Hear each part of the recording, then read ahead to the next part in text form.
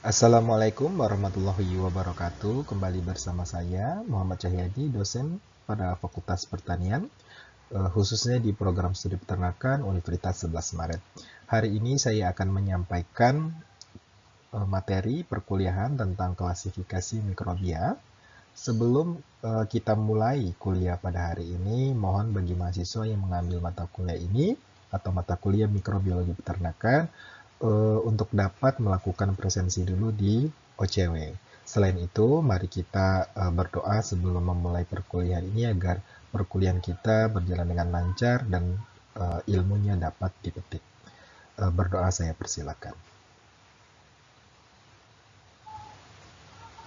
Berdoa selesai. Materi kita pada hari ini akan meliputi tentang sejarah klasifikasi jasad hidup, khususnya nanti di mikrobia. Kemudian sistematika mikrobia yang meliputi keanekaragaman dan hubungannya secara genetik maupun filogenetik. Kemudian ada klasifikasi mikrobia itu sendiri, kemudian tata nama mikrobia dan identifikasi mikrobia. Kita ke bagian pertama tentang sistematika mikrobia. Perlu diketahui, sistematika itu merupakan ilmu yang mempelajari keanekaragaman makhluk hidup serta hubungan kekerabatan antar sesamanya.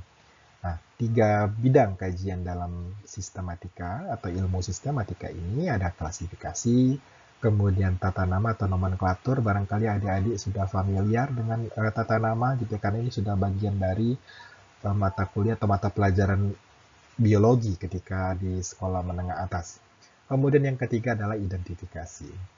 Kemudian dalam proses atau dalam pembelajaran tentang sistematika mikrobia ada beberapa terminologi yang harus juga dipahami. Yang pertama adalah taksonomi. Taksonomi merupakan ilmu yang mempelajari teori klasifikasi yang mencakup dasar, kemudian prinsip, serta aturan klasifikasi makhluk hidup. Kemudian yang kedua adalah klasifikasi itu sendiri. Jadi klasifikasi merupakan praktek taksonomi, yaitu proses penataan organisme ke dalam suatu kelompok atau takson berdasarkan hubungan kemiripan atau similaritas atau hubungan kekerabatan secara evolusioner. Kemudian yang ketiga adalah identifikasi. Identifikasi merupakan proses dan hasil penentuan apakah suatu organisme yang belum dikenal merupakan anggota kelompok yang sudah diketahui sebelumnya atau belum. Jadi proses penempatannya gitu ya, setelah kita melakukan penelitian, sudah terklasifikasi, maka kita akan mengidentifikasinya apakah dia baru atau strain saja. Kemudian yang terakhir adalah tata nama. Tata nama ini merupakan cara pemberian nama ilmiah makhluk hidup menurut kode tata nama. Jadi ketika kita memberikan nama atau ketika kita menemukan suatu makhluk hidup baru, baik itu makhluk besar ataupun mikrobia gitu ya, itu ada cara memberikan namanya. Tidak bisa memberikan namanya, misalkan saya menemukan mikrobia baru terus saya berikan nama Muhammad Cahyadi gitu, tidak bisa, tetapi ada aturan-aturan yang harus diikuti. Berikut ini merupakan sejarah proses klasifikasi makhluk hidup gitu ya. Jadi pertama kali proses klasifikasi ini atau klasifikasi makhluk hidup itu dinyatakan oleh Aristoteles kurang lebih di tahun 1800-an ya. Jadi bahwa makhluk hidup itu dikelompokkan menjadi 2 dunia. Ada plante dan animalia. Jadi ada tanaman dan hewan. Kemudian Haeckel tahun 1866 menjadikan 3 gitu ya. Ada 3 klasifikasi makhluk hidup. Jadi ada plante, animalia, dan protista. Kemudian Caton tahun 1937 mengelompokkan menjadi 2, ada prokariot dan eukariot. Ini berarti berdasarkan struktur selnya gitu ya. Kemudian Whittaker tahun 1969 menjadi 5 gitu ya, menjadi 5 kelas. Ada Monera, Protista, Fungi, Plante, dan Animalia. Kemudian Carus tahun 1978 menjadikan 3 domain saja gitu ya. Jadi ada domain bakteria, arke, dan eukarya. Kemudian tahun 1996 Carol J. Bolt itu berhasil mengurutkan urutan nukleotida bakteri gitu ya. arke ya, yang bernama Methanococcus junasi gitu ya. Nah, oleh karena itu perkembangan teknologi yang bisa menemukan sampai level genom sampai saat ini gitu ya, itu menjadikan Solomon pada tahun 99 dan 2000 sampai 2002 itu menjadikan eh, apa namanya makhluk hidup menjadi 6 dunia. Jadi ada dunia bakteria, arke ini sama seperti bakteri tetapi dia memiliki struktur membran atau dinding sel yang berbeda. Kemudian protista, fungi, plante, dan animalia. Nah, jadi berdasarkan perkembangan klasifikasi makhluk hidup tadi, maka sekarang ini kita kenal dengan istilah Five Kingdom, Three Domain. Kalau dari kerajaannya ada Amonera, Fungi, Animalia, Plante, dan Protista, sedangkan berdasarkan domainnya ada domain bakteria, arke, dan eukariotik. Sehingga di sini gitu ya, itu berdasarkan apa namanya secara evolusioner dia menggunakan data genetik gitu ya. Jadi dibentuklah pohon filogenetik dari makhluk hidup. Ada bakteria, kemudian arke dan eukaria di sini. Jadi di mana letak kita? Kita ada di sini eukariotik. Kita termasuk eukariotik. Jadi ada hewan, tumbuhan dan ada cacing-cacing dan seterusnya ada di sini. Kemudian bakteri ada cyanobacteria, kemudian Thermotoga, aquafix dan seterusnya. Sedangkan arke itu ada metano sarkina, jadi bakteri-bakteri atau makhluk hidup kecil yang tergolong atau yang bisa menghasilkan metan. Bagaimana cara peneliti-peneliti yang saya sebutkan di 2 slide sebelumnya tadi memberikan atau mengklasifikasikan makhluk hidup? Jadi Aristoteles itu dia berdasarkan kenampakan morfologi luar dari makhluk hidup. Kemudian Haeckel tahun 1866 dia berdasarkan mikroskopis dan fungsi fisiologis dari makhluk hidup. Kemudian Caton itu dia berdasarkan struktur organisasi internal sel.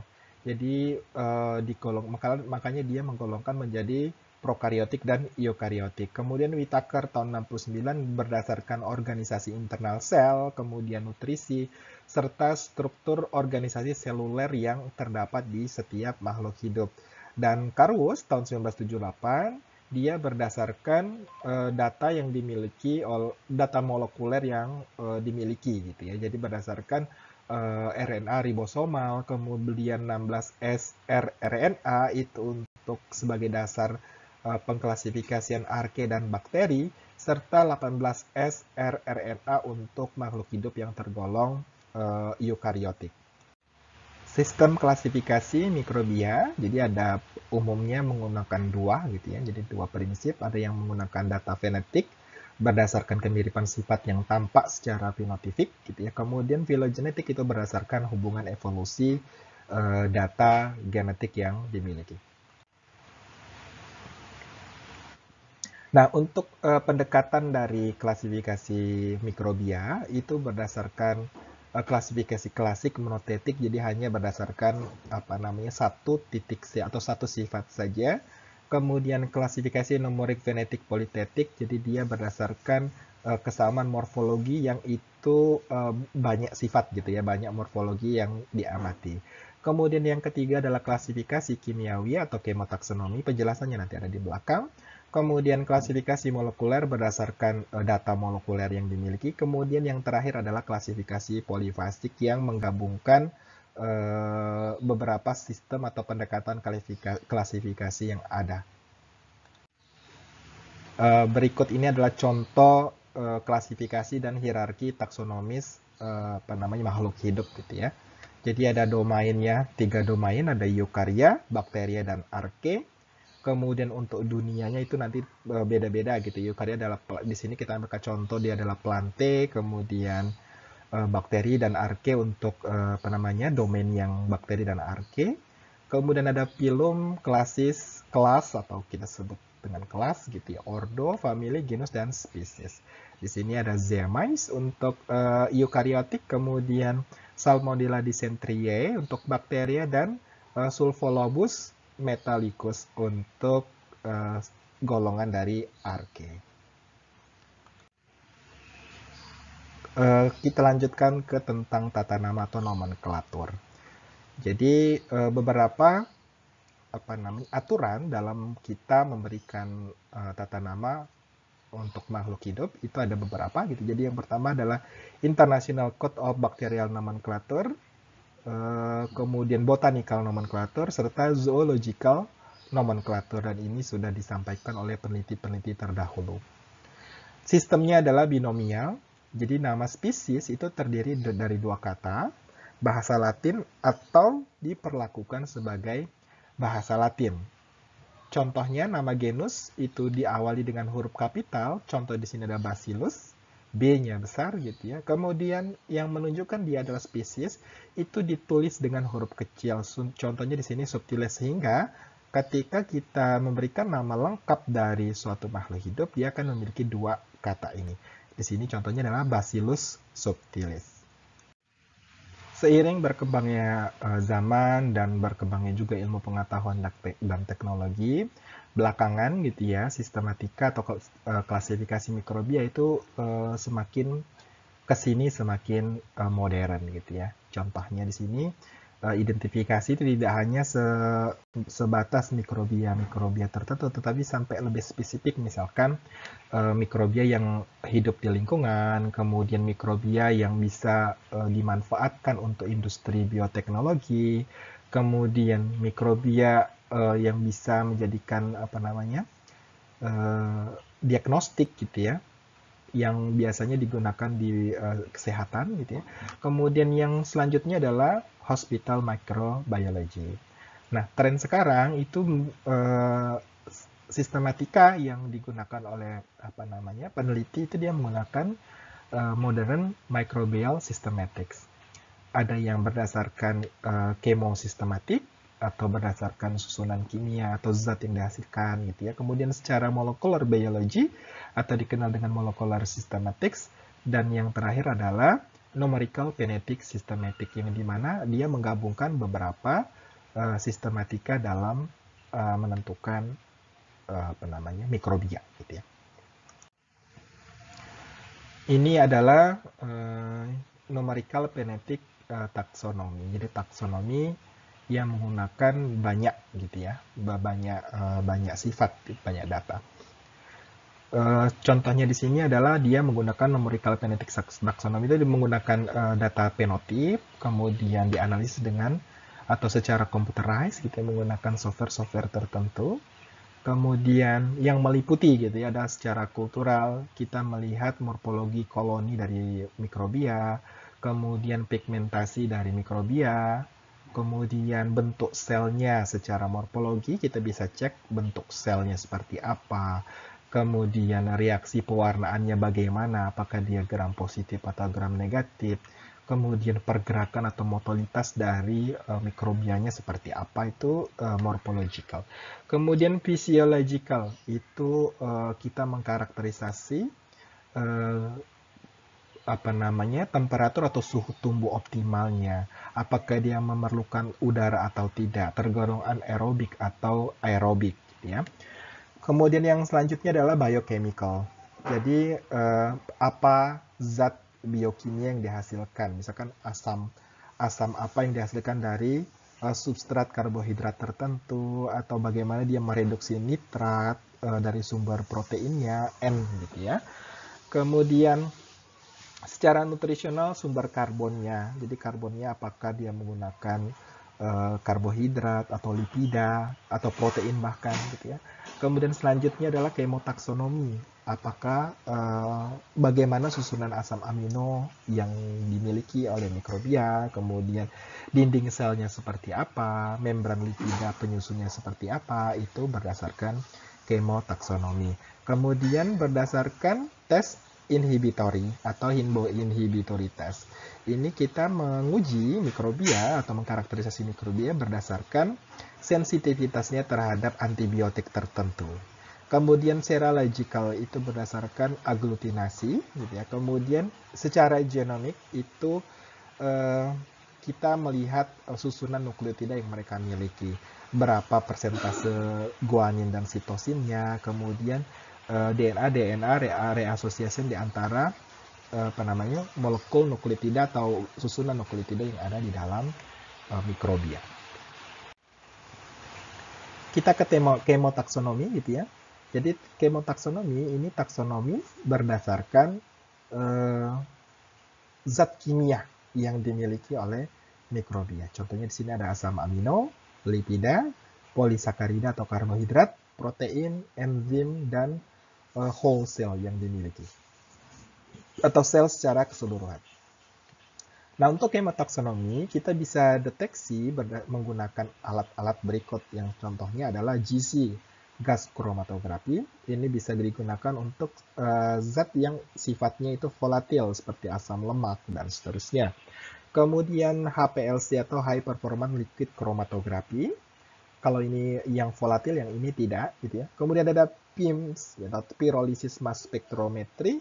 Kemudian elektroforesis untuk memisahkan protein bisa, kemudian asam nukleat juga bisa. Yang selanjutnya adalah molekular sistematik. Jadi molekular sistematik atau kita kenal dengan istilah phylogenetik itu berdasarkan analisis asam nukleat yang dimiliki oleh mikrobia. Biasanya dengan data tersebut kita bisa membentuk pohon filogenetik. Biasanya data yang mana yang digunakan gitu. Jadi tidak semua nukleotida yang ada di dalam atau dikandung oleh makhluk hidup atau mikrobia, tetapi bagian-bagian tertentu. Untuk arke dan bakteri menggunakan 16S rRNA gitu ya. Sedangkan yang pada eukaryotok menggunakan 18S rRNA. Kemudian bisa juga menggunakan teknik DNA hybridization, kemudian bisa juga menggunakan teknik-teknik molekular fingerprinting atau sidik jari molekuler. Kita pindah ke identifikasi mikrobia. Identifikasi merupakan proses dan hasil penentuan benar tidaknya suatu strain yang diteliti merupakan anggota takson yang sudah dikenal sebelumnya atau belum. Jadi, identifikasi ini merupakan cara untuk menentukan identitas strain mikrobia. Apabila strain yang baru atau isolat yang baru tidak dapat diidentifikasi jika strain yang serupa belum pernah dikarakterisasi, diklasifikasi, dan diberi nama sebelumnya. Nah, identifikasi ini meliputi aplikasi klasifikasi dan tata nama. Tujuan dari identifikasi adalah untuk memberi nama strain dengan cara memasukkannya ke dalam suatu takson, genus, dan spesies tertentu yang sudah ada sebelumnya berdasarkan sejumlah kecil karakter yang dipilih. Karakter apa saja yang saya sebutkan tadi ada karakter biokimia, kimia, molekuler, dan seterusnya. Nah, pada hakikatnya, identifikasi tidak pernah dicapai secara mutlak, akan tetapi bersifat probabilitas atau kemungkinan-kemungkinan saja. Karena apa? Karena sesungguhnya tidak ada strain satupun gitu yang identik atau sama persis. Tentu ketika kita mengidentifikasi mikrobia, ada beberapa hal yang menyebabkan kegagalan gitu. Jadi antara yang pertama, kekurang akuratan deskripsi publikasi yang dipakai sebagai dasar, kemudian kekeliruan dalam mengkarakterisasi strain yang diteliti, kemudian kurang memadainya sistem klasifikasi yang dipakai sebagai dasar identifikasi, yang selanjutnya adalah kurang memadainya karakterisasi strain yang diteliti, penemuan strain yang atipikal dalam takson yang terkait, kemudian penemuan strain yang merupakan anggota novel takson. Nah, faktor yang pertama dan kedua itu dapat kita tanggulangi dengan menerapkan teknik karakterisasi yang terstandar dan reproducible atau handal. Jadi kita menggunakan teknik-teknik atau data-data yang akurat.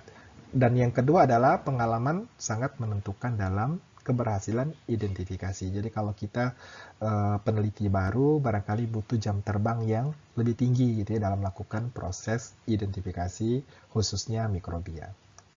Dalam memilih sistem identifikasi, kita harus mempertimbangkan berbagai hal gitu. Yang pertama adalah kehandalan, kemudian nyaman untuk digunakan tekniknya, cepat digunakan. Tentu kalau cepat ini ada kaitannya dengan ketersediaan bahan dan seterusnya. Kemudian ada rupa, ada harga. Kebalik gitu ya, ada harga, ada rupa. Kemudian yang seterusnya adalah jumlah pengujian yang relatif sedikit, fleksibel, serta relatif terjangkau atau murah. Oleh karena itu, tadi ada beberapa hal yang dapat menyebabkan kegagalan dalam identifikasi. Nah, kita harus punya strategi tertentu agar kegagalannya itu menjadi minimalis, gitu, atau risiko gagal itu menjadi kecil. Yang pertama, tidak ada metode yang berlaku universal untuk semua mikrobia. Jadi, kalau kita sudah spesifik mencari mikrobia tertentu, gunakan metode yang spesifik mengarah ke mikrobia yang kita inginkan. Kemudian yang kedua adalah teknik bervariasi yang telah dikembangkan itu masing-masing kelompok mikrobia seperti yang saya bilang tadi. Jadi ada teknik-teknik tertentu untuk mikrobia tertentu. Kemudian yang selanjutnya adalah strain yang diteliti itu harus terjamin sebagai kultur murni. Jadi tidak boleh lebih dari satu makhluk gitu yang ada di dalamnya. Kemudian kita bisa menggunakan semua informasi yang tersedia terkait dengan strain yang kita teliti, jadi bisa berdasarkan referensi, buku, hasil penelitian berupa jurnal ilmiah, dan seterusnya. Kemudian yang selanjutnya, kita memiliki kontrol positif maupun kontrol negatif ketika kita melakukan pengujian.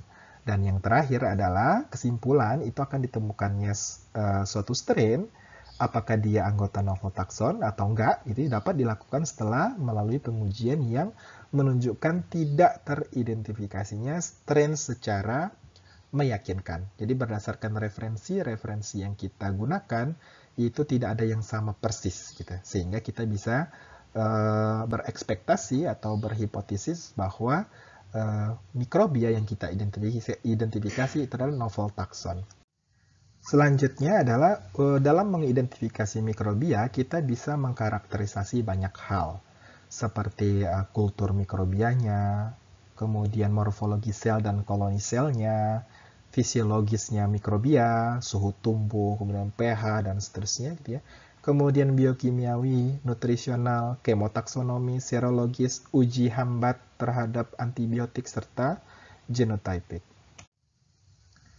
Nah, metode tradisional dalam melakukan karakterisasi mikrobia itu bisa kita gunakan sampai saat ini. Contohnya adalah uji biokimiawi, nutrisional, fisiologis. Kita bisa lakukan di dalam botol atau tabung yang berisi medium cair ataupun petri dish atau medium padat atau plate. Kita kenal dengan plate, gitu ya. Kemudian metode tradisional itu murah, akan tetapi kadang-kadang dia kurang nyaman untuk dilakukan karena sulit distandarisasi, kemudian interpretasi data yang kita peroleh juga kurang, gitu ya. Kemudian kurang reproducible atau tidak handal, gitu ya. Jadi kita tidak bisa mengulang teknik yang sama untuk di hari berikutnya misalkan, gitu ya. Kemudian lambat. Kemudian yang selanjutnya, satu-satunya metode yang ada untuk kelompok mikrobia tertentu yang belum terklasifikasi dengan baik karena kurang terkait dengan masalah medis dan industri. Jadi belum ada teknik modern yang komersial karena baru, gitu ya. Itu bisa kita gunakan teknik tradisional ini. Kemudian sampai saat ini masih memberikan manfaat tentu saja, khususnya pada tahap awal walaupun sudah tersedia teknik modern yang cepat, khususnya jika dilakukan oleh peneliti-peneliti yang berpengalaman di bidang mikrobia. Kemudian yang selanjutnya adalah penggunaan media komposit. Jadi penggunaan media ini dapat digunakan untuk menguji kemurnian dari strain. Media itu selektif terhadap bakteri-bakteri tertentu, gitu ya. Contohnya di sini adalah polymyxin egg yolk mannitol, bromotimol blue. Ini dapat digunakan untuk membedakan strain Bacillus cereus dan strain anggota spesies yang lain dalam genus Bacillus berdasarkan reaksi terhadap egg yolk atau kuning telur dan ketidakmampuan untuk memfermentasi mannitol bromotimol blue yang diberikan. Kemudian medium Kliger iron agar, triple sugar iron agar, kemudian ada juga Constitutus medium. Ini masih juga digunakan sampai saat ini untuk mengidentifikasi strain anggota famili Enterobacteriaceae berdasarkan fermentasi karbohidrat, kemudian produksi H2S, kemudian motilitasnya dan produksi indol oleh strain atau famili dari Enterobacteriaceae. Selanjutnya adalah micrometode. Jadi micrometode ini merupakan penggunaan medium dengan volume yang sangat kecil dan bersifat kromogenik atau fluorogenik yang diinokulasi dengan sejumlah besar inokulum. Ini berdasarkan aktivitas enzim tertentu, biasanya untuk tes cepat gitu ya. Kita mau cek apakah positif atau negatif. Kemudian selain metode-metode tadi, tradisional dan seterusnya tadi, saat ini sudah banyak sekali kit komersial yang bisa digunakan untuk mengidentifikasi mikrobia. Contohnya ada di sini komersial miniaturized kit. Ini dapat disimpan lama, kemudian standar, cepat, mudah dilaksanakan dan memberikan hasil yang konsisten. Tentu ketika kita menggunakan kit komersial, ini berarti harganya juga lumayan gitu ya. Untuk kit itu biasanya digunakan untuk aktivitas laboratorium yang rutin dilakukan, misalkan laboratorium klinis gitu ya, karena memang cepat, kemudian tenaga yang digunakan tidak terlalu banyak gitu ya, atau lebih sedikit sehingga lebih efisien. Kemudian beberapa kit itu bisa digunakan untuk berbagai macam anggota mikrobia tertentu. Di sini banyak gitu contohnya. Contoh di sini ada kit API20E, itu identifikasi anggota strain Enterobacteriaceae. Selanjutnya adalah metode kemotaksonomi. Jadi kemotaksonomi itu bisa digunakan, bisa kita lakukan untuk mengidentifikasi bakteri anaerob misalnya. Kita bisa menganalisis produk fermentasi berupa asam volatil maupun yang non-volatil menggunakan GLC atau gas kromatografi maupun liquid kromatografi. Kemudian kita juga bisa menganalisis kandungan asam lemak yang dimiliki oleh satu buah atau seekor mikrobia. Gitu. Juga bisa menggunakan GLC. Kemudian kita juga bisa melakukan analisis isoprenoid quinine yang sangat bermanfaat dalam mengidentifikasi strain anggota spesies dalam genus Legionella. Kemudian pirolisis mass spectrometry atau PIMS itu bermanfaat juga untuk mengidentifikasi Mycobacterium dan Actinomycetes. Kemudian FTIR atau Fourier Transform Infrared Spectrometry dan Ultraviolet Resonance Raman Spectrometry itu juga bisa digunakan untuk mengidentifikasi mikrobia. Kemudian selanjutnya adalah tes serological atau serologis gitu ya. Ini bersifat cepat, mudah, spesifik, dan sensitif. Tersedia berbagai kelompok mikrobia untuk tes ini, dan dia menggunakan teknik atau prinsip dasar latex particle agglutination, kemudian coagulation, ataupun immunofluorescence, serta enzim link immunoabsorban assay atau dikenal dengan ELISA. Ini banyak digunakan pada laboratorium klinis gitu ya. Kemudian yang selanjutnya adalah inhibitory test. Jadi kita mengidentifikasi mikrobia dengan cara memberikan penghambatan pertumbuhan tertentu. Misalkan kita gunakan antibiotik. Di sini contohnya adalah sensitivitas Streptococcus pyogenes terhadap bacitracin dan strain anggota genus Vibrio terhadap O-129 ini merupakan juga antibiotik. Nah, sistem identifikasi untuk Enterobacteria serta bakteri gram negatif batang non-fermentatif atas dasar sifat pertumbuhan dalam antibiotik. Jadi kita bisa menggunakan antibiotik untuk mengkarakterisasi mikrobia. Selanjutnya adalah metode genotyping atau kita mengidentifikasi berdasarkan data molekuler gitu ya. Kita bisa menggunakan teknik hibridisasi asam nukleat dan molecular fingerprinting. Contohnya ada RFLP, RARDRA, kemudian RAPD. Itu bisa kita gunakan sebagai dasar untuk mengkarakterisasi mikrobia berdasarkan data genotip gitu ya. Kemudian untuk metode genotyping ini sedikit rumit dan relatif lebih lambat gitu ya. Kemudian kita bisa menggunakan teknik nucleic acid probe misalkan. Ini kita bisa mendeteksi gen tertentu dalam mikrobia yang kita teliti. Kemudian banyak digunakan dalam klinis dan industri. biasanya menggunakan teknik PCR gitu ya, sama seperti yang dilakukan yang kita hadapi sekarang gitu ya untuk mendeteksi virus. Biasanya kan menggunakan PCR karena dia sangat akurat gitu ya. Contohnya di sini ada Mycobacterium contohnya yang bisa digunakan. Sebenarnya tidak hanya Mycobacterium, semua makhluk hidup bisa kita genotyping gitu ya. Kita karakterisasi secara genotipnya menggunakan teknik PCR. Nah, oleh karena itu, ketika kita melakukan praktek identifikasi, yang sangat perlu dilakukan atau yang dipertimbangkan adalah bahwa mikrobia yang kita amati itu adalah merupakan kultur murni. Isolat yang kita gunakan adalah kultur murni. Jadi hanya satu mikrobia saja yang kita teliti atau yang kita karakter gitu ya. Kemudian setelah kita memiliki isolat kultur murni, kita karakterisasi bisa menggunakan berbagai macam teknik tadi gitu ya. Jadi gunakan beberapa teknik karakterisasi yang sudah saya jelaskan di depan. Kemudian kita menggunakan strain acuan. Jadi ada strain reference gitu ya, yang kita gunakan untuk membandingkan isolat kita dengan isolat yang sudah ada. Kemudian kita identifikasi mereka. Kemudian kita tarik kesimpulan, apakah mikrobia yang kita identifikasi itu sudah ditemukan sebelumnya atau belum. Saya kira itu saja yang bisa saya sampaikan pada hari ini. Apabila ada pertanyaan, nanti kita bisa diskusikan. Lebih dan kurangnya saya mohon maaf. Wassalamualaikum warahmatullahi wabarakatuh.